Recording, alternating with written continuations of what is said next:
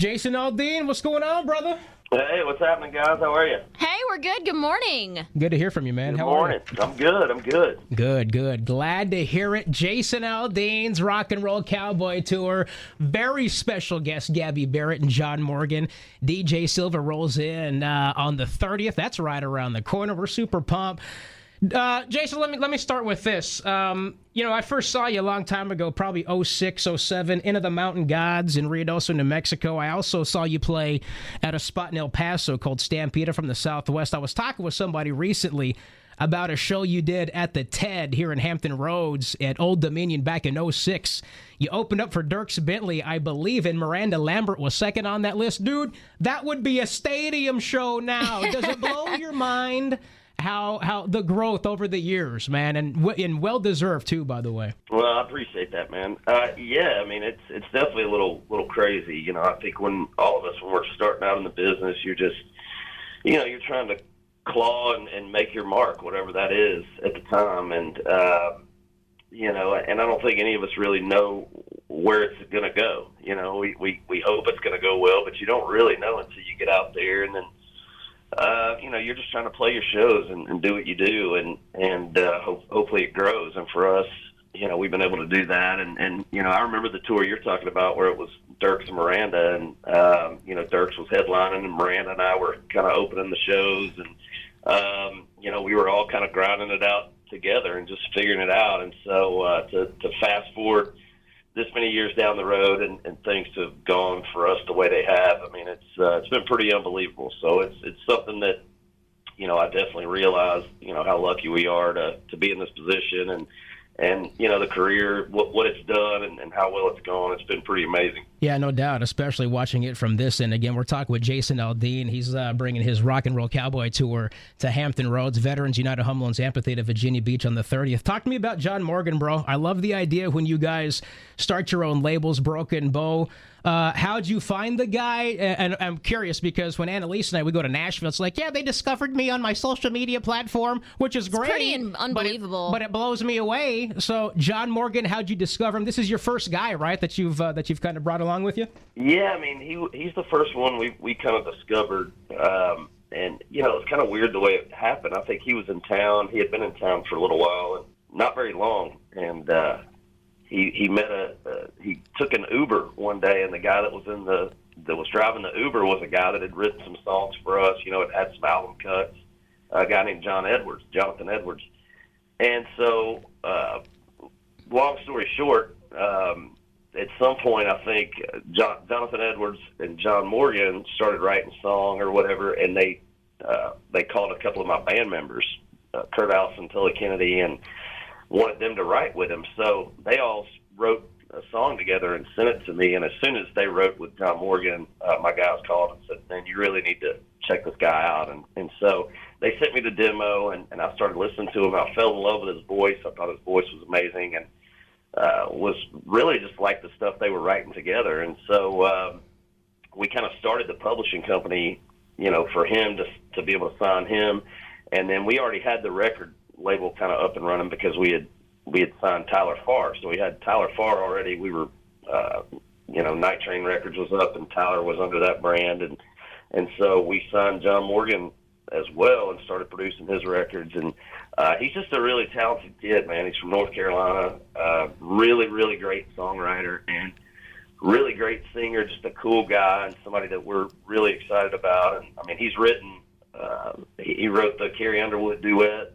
He wrote Trouble with a Heartbreak, and he wrote the new single, That's What Tequila Does. And he's just a really talented kid, man. I'm excited for everybody to really hear him. So he's out on the tour with us this year. I love how you got, the thing that drives, and I know there's some really creative people that work at some of the labels in Nashville, but I love it when it comes from another artist because you've been there, you've done that.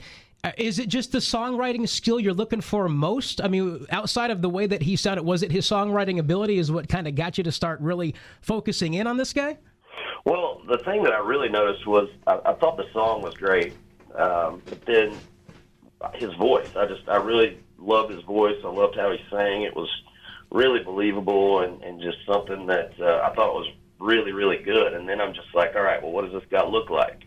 And so, he's a good-looking guy and plays guitar. I mean, he's a really good guitar player, just kind of talented all the way around. And so, he's one of those guys. We brought him out on the tour last year, and he just it was him and his drummer, and they just did like a little acoustic thing for, a few songs. And then this year he's got his whole band out, so people can really kind of see what he's all about. And, it's just, that's the thing with this business. Sometimes you're, a great writer, but you're not a great singer. Sometimes you're a great singer and not a great writer. And he's just one of those guys, kind of has it all. He's a great musician, great singer, great writer, and, just somebody that I think is going to do really well. Jason, we wanted to give some of our favorite Eagle listeners the chance to ask you some questions for this interview. First up is from Dawn, which, side note, she's about to see you next week in Virginia Beach for the 14th time. 14 times! So she's a big fan of yours. And Dawn wanted to know what encouraged you to finally record Heaven for your latest album. She said she loved when you did it on CMT Crossroads.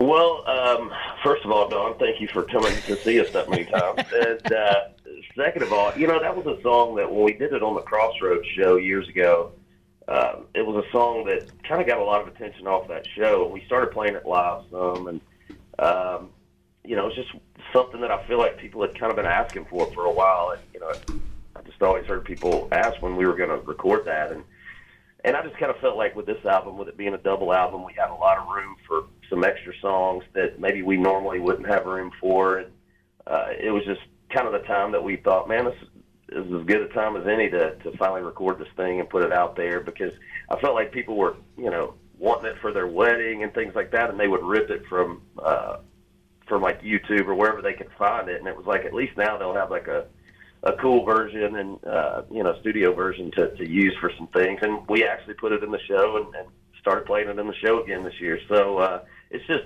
one of those things that was kind of an underground hit for us. We never actually cut a real version, so we just figured this was a good time to do that. That's great. Well, we can't wait to hear you do that in Virginia Beach. Our listener, Caroline, would like to know, with all the years of touring that you've done, do you have any standout favorite venues that you always look forward to playing at?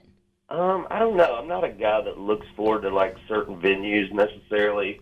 There's some of the places that I kind of had on my bucket list. We've kind of checked those boxes. So, I'm a big sports guy. So anytime we got to play stadiums or, stuff like Fenway Park in Boston or Wrigley Field in Chicago, Sanford Stadium at the University of Georgia, those kind of shows to me are things that are, kind of historic places for me. So, those are really cool. But other than that, to me, the crowd is kind of what dictates the shows. And if the crowd's excited to hear us play, to me, it doesn't really matter where the venue is. So it's just, it's more about the crowd and if they're a good crowd or not. And finally, from Savannah, she would like to know the biggest ways that music has changed for you, either personally or professionally, since your first album came out. I think it's changed a lot. I think you go back and listen to the first album. I was 27 years old when I recorded the first album, and I'm now 40. I just turned 45. So, I think obviously as a person, you mature and you grow, and I think along with that comes growth in your music, and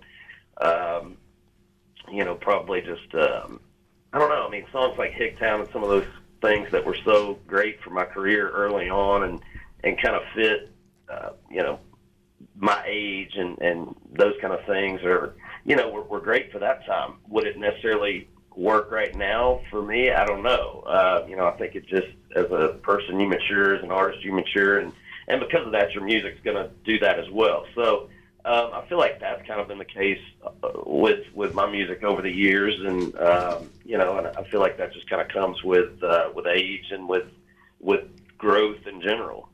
That's it. You start singing about, 'cause that's the way we get down in a hick town, to like love songs. You know what I mean? Yeah, it transitions like that. Funny the way that works as we get older, Jason. I'm right behind you age-wise. It sucks, bro. It really does. It really does. Hey, really quick, man, I got to ask you about your man room. You really got a bowling alley in this thing at your house? For real? Yeah, it's kind of our area where we entertain everybody, and it's got 2 bowling lanes. It's full bar. It's got a golf simulator. It's really a cool spot to go it's cool to keep everybody out of your house. You know what I mean? Because it's kind of separate from the house. Hey, So you know what just you kind need? of keep everybody out of your house. Bro, yeah. you need a vending machine in there with the so that they pay for that crap. Cash, am I sensing a little bit of jealousy No, right I now? saw this. I was watching, when Cribs used to come on, like, so I was like a rapper had like a vending machine. I didn't get my stuff for free. You want some snacks, baby? That's 50 cents right there. Hey, I like it. I like it. I need to incorporate that in. That's it, Sure. dude. Get the soda machine, right? The snack machine right there. And you'll Cover be charge at the door. boom. You're ready to go. Is Georgia going to run it back again this year? You think? Alabama's looking pretty good again, and this Texas A&M Yeah. thing is driving me nuts.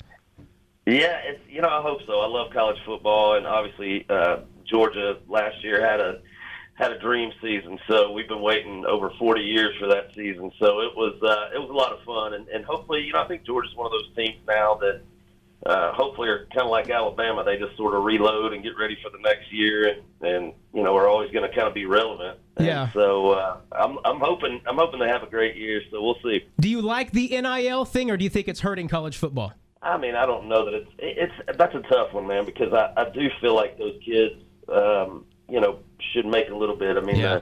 the colleges make so much money off of those True. guys in the games, and then the kids don't really see anything. So I think they should make something. I just don't know if that NIL situation is the greatest thing and the greatest thing for the game. But I don't know. That's a tricky question. But hopefully they can kind of figure it out, dial it in before it gets too crazy, gets out of hand. Yeah, the quarterback that's signed to start for the Texas Longhorns Yeah. is driving a Lamborghini in Austin right now. Are you serious? Not even kidding around. Not even kidding Man, around. we're in the wrong line of work. Yes, we are. Yes, we are. Can you throw a Yeah. football, Jason? Can you throw a football? I'll be your receiver. Let's get something going here. Well, I used to could. I don't know. Now my arm might blow out a shoulder or something. Threw but, my arm out. Hey, Damn on it. one hand, you're like, man, good for them. On the other hand, it's just, I don't know if it gets too much to be like a professional sport in college football. I don't know that that's a great thing. So I don't know. We'll see. They're going to need like a commissioner or something, dude, just to kind of be the one that enforces, the different ways to make this work. But yeah, it's going to be interesting. Jason Aldean, you're the man. We appreciate you so much, bro. I've been watching. I mean, I've been a part of this since the beginning, bro. Stampede days in El Paso, playing racetracks, and you're doing GNR covers and He stuff was like that. telling me about man. that So, all morning. yeah, no, this Oh, runs yeah. deep, dude. This runs deep, and so we're super pumped. It's going to be a party on the 30th, and I can't wait to see what you got going on. Gabby Barrett's great. I'm pumped about John Morgan. This guy's the real deal, man. If you haven't heard about him, North Carolina dude, he's bringing it hard. So looking forward to a party, bro. Thanks a lot for everything. I appreciate it, man. See you guys in a couple weeks. See you then. Thanks.